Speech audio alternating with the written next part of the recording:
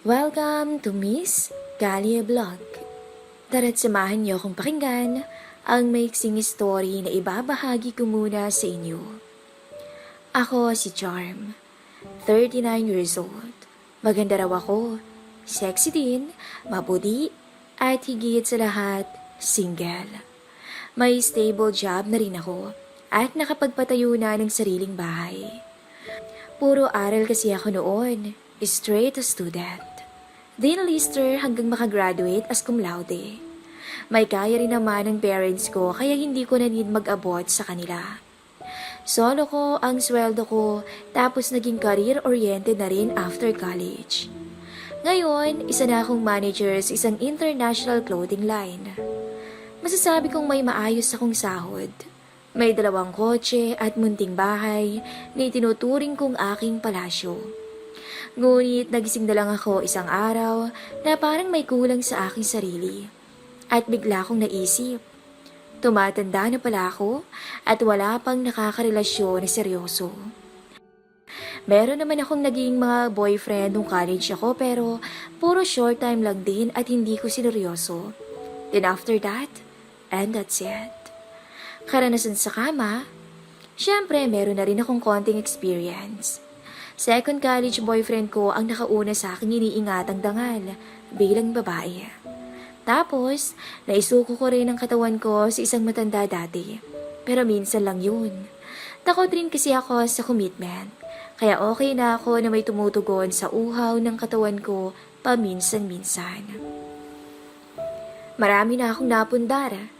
Get some few investment na rin. Ewan? Bigla ko nalang naisip na bakit nga ba hindi pa ako mag-settle down. Na bumuo ng isang pamilya na masasabi kong akin. Anyway, isa na namang panibagong araw. Kaya bumangon na lang ako. Naligo at nag-prepare na para pumasok sa trabaho. Manang Linda? Asan si Badong? Si Manang Linda ang kasambahay ko at si Badong naman ang houseboy. Pareho silang uwian kasi ayaw ko nang may kasama sa bahay sa gabi. Lalo at madalas late na akong umuwi. Plus minsan, may kasama pa akong boylet. Nakakaya naman kay Manang Linda na itinuturing ko na rin na kamag-anak. Ay, baka malate nang dating ma'am. May lalakarin daw eh. Hindi po ba nagsabi sa inyo? Sagot ni Manang Linda habang naglilinis sa sala. Maya-maya ay may pumasok na may kaitiman na lalaki. Nasa 24 to 26 siguro ang edad. Matipuno ang katawan. Halatang batak sa trabaho. Sorry po ma'am, nalate ako ng dating. May pinuntahan pa po kasi akong importante. Halata ang Bisaya accent sa nahihiyang boses ni Badong. Okay lang, yung ilaw sa CR ko sa room, pakicheck mo ha. Namatay kanina eh, baka pundi na. Tapos yung in-order kong cabinet, paki-install sa guest room. Pagkasabi noon ay lumabas na rin ako ng bahay. Sumakay sa aking kotse at pumunta na rin ng office. Nagkataon na may office party ng araw na yon. Karamihan sa mga office mates ko ay kasama ang kanilang mga asawa. Yung iba kasama pa ang anak nila. Nakaramdam ako ng kaunting inggit. Lalo at nakikita ko kung gaano sila kasaya. Natutuwa rin ako sa mga cute na bata. Kung pwede lang magkaroon ng baby without the hassle of making and giving birth, baka ginawa ko na. Ayoko rin namang mag-ampon. Siyempre, gusto ko galing sa sarili kong laman at dugo. Tipsy na akong nakauwi ng gabi na yon. Kahit ganoon ay maayos kong naipark ang kotse ko at nagmadali akong nagtungo sa pinto.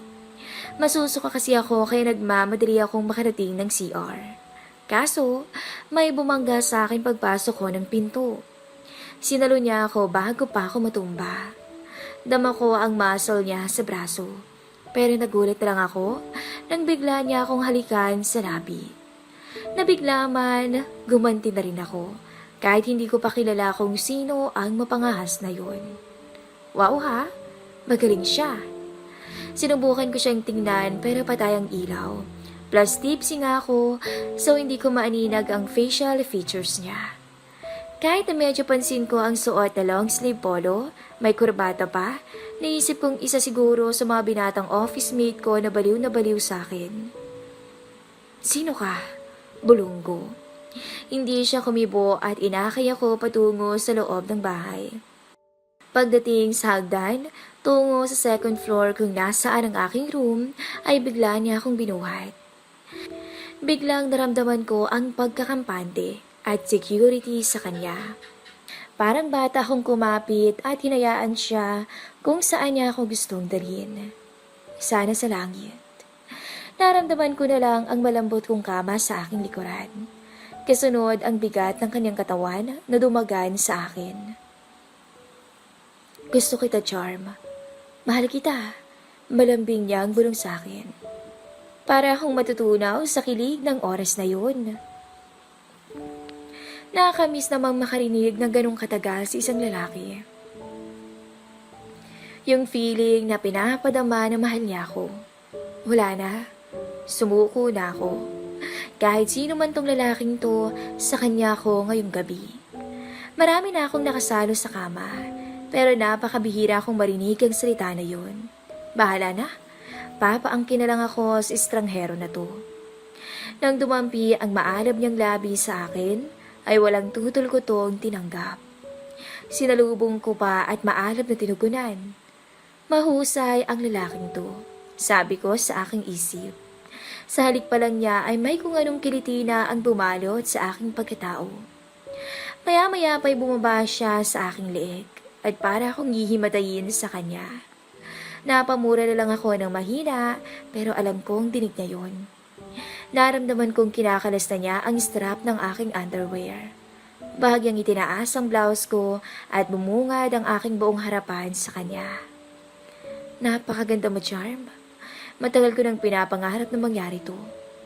Hindi ko halos pinansin ang kanyang sinabi. Sa isip ko'y gawin na lang niya ang gusto niya. Magpakasawa siya buong gabi kung gusto niya. Maya-maya ay dali-dali niyang hiniklat ang aking pangbaba. Sa puntong yun ay tuluyan na nga bumungad ang aking kabuang ganda sa kanya. At sa isang iglap, ay hindi ko napansin kusa na palang ibinukas ang aking mga hita para sa kanya. Hinila ko siya at niyakap ng mahigpit. At kasabay ng aking pagpikit ay ang tuluyang pag-uga ng matibay na kama. Tuluyan kaming nagtampisaw at nagpakasasa. Halos mayanig ako sa gigil niya. Napakagatlabi at napakapit ako sa kanyang braso sa tindi ng alapaap na tinatamasa. Para akong hihimatayin sa kanya. Hindi ko akalaing sobrang nabiyayaan siya bilang lalaki. Sa lahat ng pinagbigyan ko ay sa kanya lang ako nabaliw ng ganito. Kahit magkatapat ang aming mga mukha, ay masyadong dimang light sa room ko. Bukod pa sa pagkahilo sa alak at sabik, kaya't hindi ko siya mamukaan. Sa kabila noon ay pansin ko ang karahasan niya at masamang intensyon. Gusto niya akong lubusin ng magdamag at halos ayaw niyang paawat. At isang iglap pa ay hindi ko inaasahang gagawin niya yun. Pero huli na ang lahat. Parehas na naming narating ang ruro. Kahit nakainom ako ay bigla akong natauhan. Sinipa ko siya kaya't bumagsak siya sa kama. Hayop ka? Hindi ka nag-iingat? Paano kung mabuntis ako? Inis kong sambit. Bigla ring nag-iba ang ekspresyon ng lalaki. Tila na mutlato at natigilan. Nang makabawi ng tino ay nagmamadali nitong dinampot ang kanyang mga gamit at patakbong lumabas ng kwarto ko. Umabol naman ako kahit wala akong suot. Gusto kong kilalanin ang lalaking maaaring makadisgrasya sa akin. Hoy gago! Saan ka pupunta? Sigaw ko at naplingon ng lalaki. May ilang gamit na bitbit niya ang nalaglag kaya sinubukan ko siyang lapitan bago pa niya yon madampot. Pero tila ayaw niya na makilala ko siya at mabilis ding tumakbo palabas ng bahay. Wala na akong nagawa kundi hayaan siya. Binuksan ko ang ilaw sa loob ng bahay para muling umakyat sa aking kwarto. Lumingon sa orasan. 12:00 na pala. Paakyat na ako nang may napansin akong gamit sa may hagdan. Isang sapatos, kanang bahagi, size 11. Itinabi ko na lang yun at muling pumasok sa aking kwarto. Itinuring ko na lang na isang panaginip ang nangyari at saka natulog.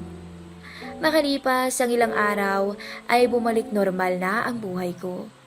Manang Linda, Pakisabi naman kay Badong na barado ata yung lababo sa CR ko. Ay ma'am, hindi po ba nagsabi sa inyo? Nung isang araw pa po umuwi ng probinsya si Badong. Nakagraduate na kasi siya ng college, kaya doon na yata balak manirahan. Sabi niya magpapaalam siya sa inyo. Laitaan niya ni Manang Linda. Ano ba naman yan si Badong? Hindi man lang nagpaalam? Paano ngayon yan, Manang? Bali wala akong sabi. Para sa akin ay hindi naman importante si Badong.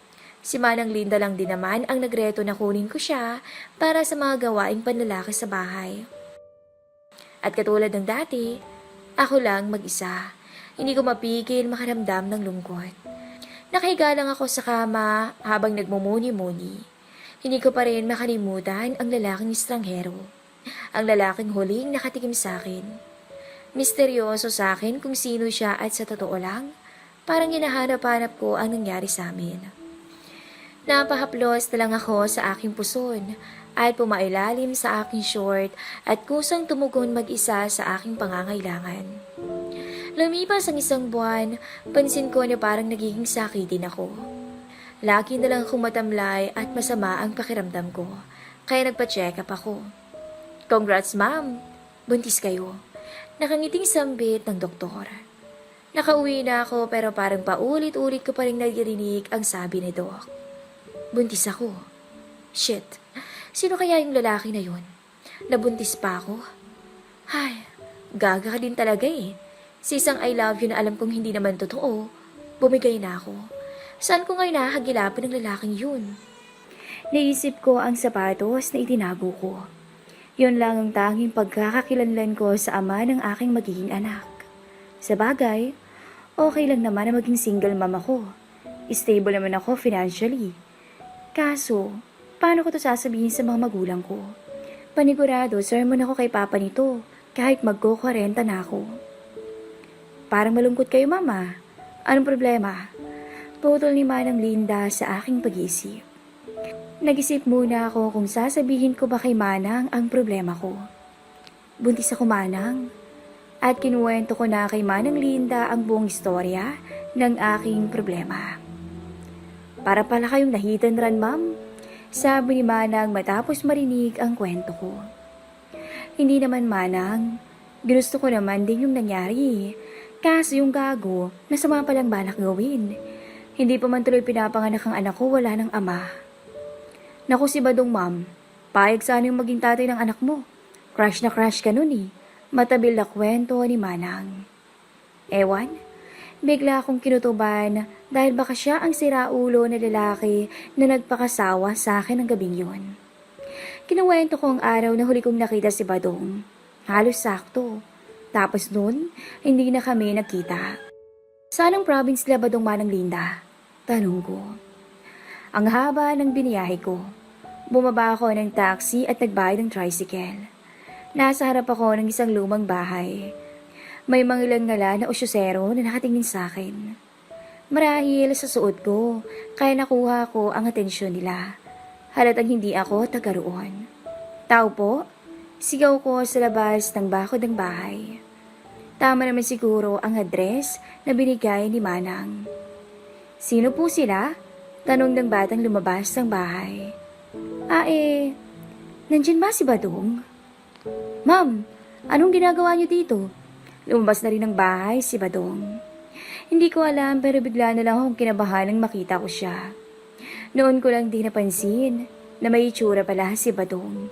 Matangkad, matipuno ang katawan, kayumanggi ang balat, lalaking lalaki ang tindig. Kinilig ako pero hindi ako nagpahalata. Pwede papasukin mo muna ako? Ang init-init kaya dito. Masungit kong sabi sa lalaki. Nakatayo ako sa harap nilang lahat. Tila maamong tupa ang pamilya ni Badong. Nandoon ang kanyang nanay at tatay pati na ang ilang kapatid. Badong, sa'yo ba to? Tanong ko sabay pinakita ang isang pirasong sapatos. Hindi agad sumagot si Badong. Tumayo to at may kinuha sa kanyang kwarto. Kumabog ang dibdib ko nang makita ko ang kanyang kinuha. Ang kapares ng sapatos. Sinuot niya yon at kinuha sa kamay ko ang kapares. Tsaka sinuot din. Siya nga. Siya ang estrangherong lalaki. Sorry po, Ma'am Charm. Matagal ko na po kayong gusto kaya ako nagawa yun. Gusto ko lang sanang magpaalam sa inyo noon, kaya ako naroon. Kaso hindi po ako nakatiis. Nang makita ko kayong parang lasing, sinamantala ko yung sitwasyon. Nagawa ko lang po yun dahil mahal ko kayo, ma'am. Mahal po kita, Ma'am Charm. Mahababang paliwanag ni Badong keso handa daw siyang makulong dahil sa ginawa niya. Gusto raw niyang pagdusahan ang mga nagawa niyang kasalanan sa akin, etc. etc. Lumipas ang taon. I love you, Charm. Sabay halik sa akin ng lalaking to. Sinalubong ko ang halik ng mister ko. Salamat sa Diyos at maluwalhati akong nakapanganak. Nasa gitna naming mag-asawa ang baby boy namin. Wala akong pagsisisi sa naging desisyon ko. Minahal ko na rin ang lalaking to. Siya na ang pag-ibig na matagal ko na ginahanap. I love you to, Badong. Sagot ko at nabuhay kaming isang masayang pamilya.